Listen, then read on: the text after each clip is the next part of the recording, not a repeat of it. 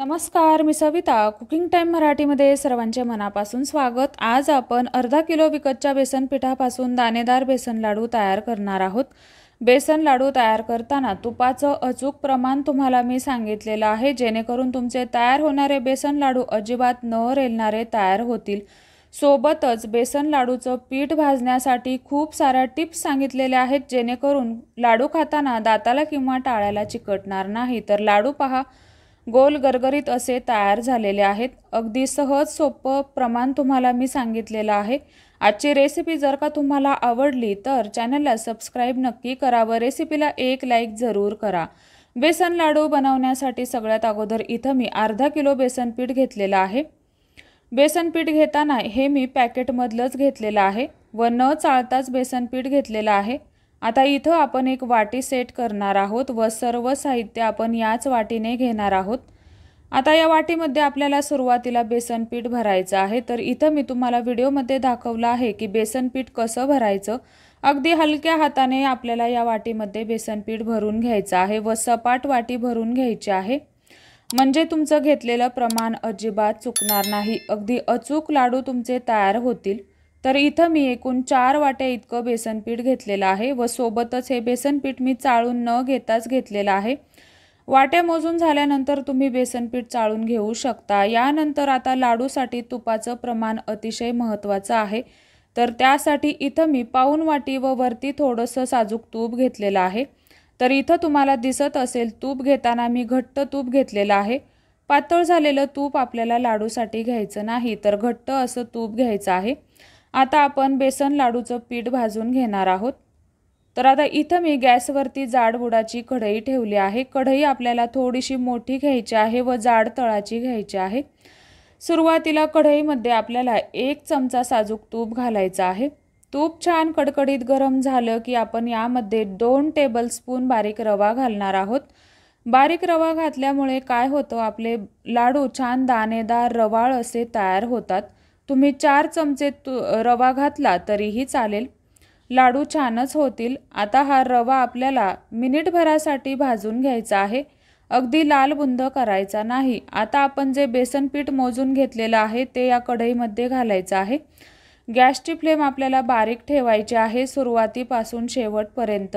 गॅसची फ्लेम आपल्याला कुठेसुद्धा मोठी करायची नाही. आता हे बेसन पीठ आपल्याला सुरुवातीला 20 मिनिटांसाठी छान असं भाजून घ्यायचं आहे. भाजत असताना तळापासून आपल्याला हे हलवून घ्यायचं आहे.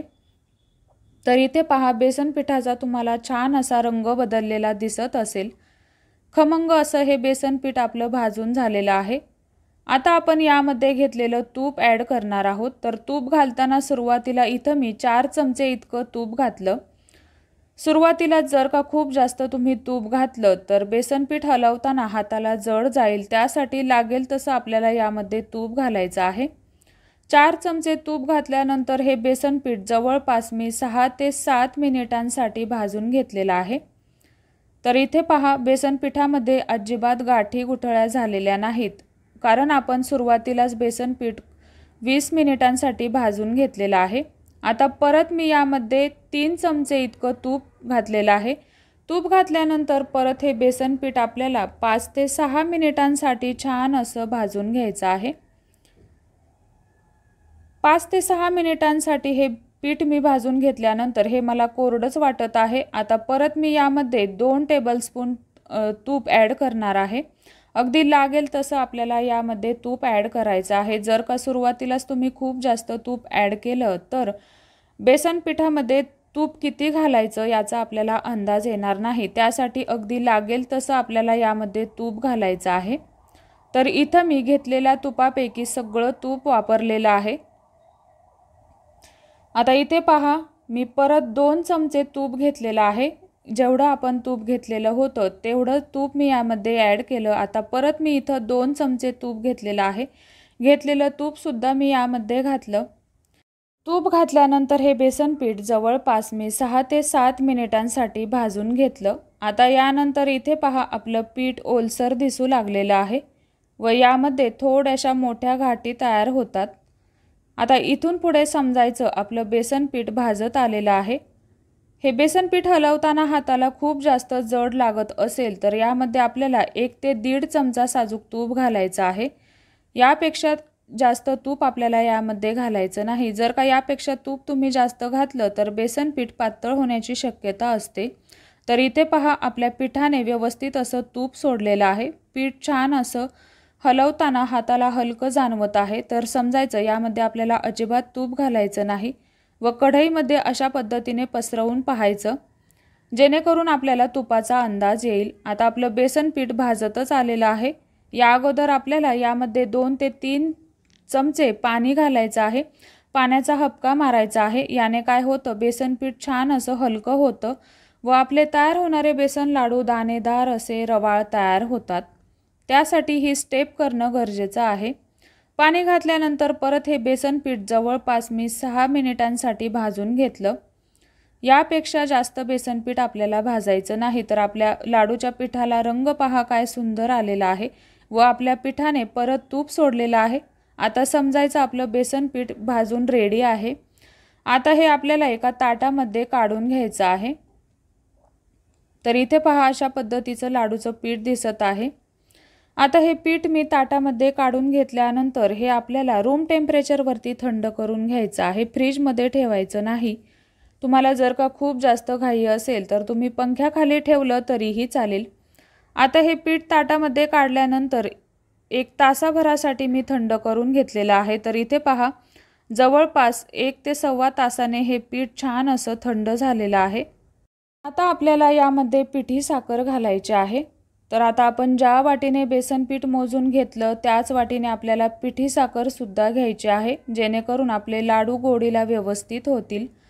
आता इथं मी जवळपास 1.25 वाटे इतकी पिठी साखर वापरलेली आहे। 4 वाट्या बेसन पिठासाठी 1.25 वाटे पिठी साखर अगदी अचूक प्रमाण आहे।